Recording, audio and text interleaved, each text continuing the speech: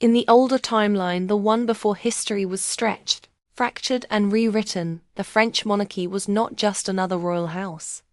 It was the last living branch of the Millennial reign, the final custodians of the light that had shaped Europe before the little season began.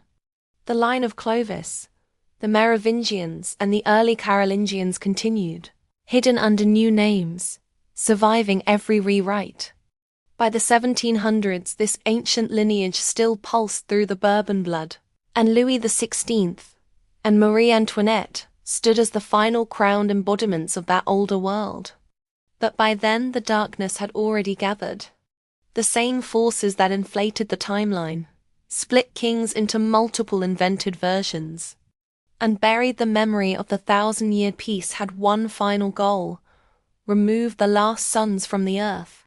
Louis XVI was called Le Roi Soleil, the Sun King, not merely for grandeur, but because the kings before him had been literal bearers of illumination.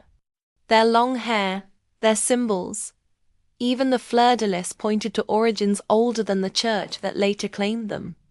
The French Revolution was not a spontaneous uprising, but the engineered collapse of the old world, the true finis regni millenari. Once the Bastille fell, the timeline fracture was sealed. The old regime, l'Ancien Regime, literally, the ancient order, was erased, recast as tyranny, and the people who preserved the memory of the millennial reign were scattered or silenced. The execution of Louis and Marie Antoinette symbolized more than political change. It was the ritual severing of the last open link to the age of divine kingship. And the disappearance of the Dauphin Louis XVII marked the attempted erasure of the bloodline itself. Whether he escaped or was replaced, history's confusion around him reveals that something was deliberately obscured. With their fall, the little season truly began.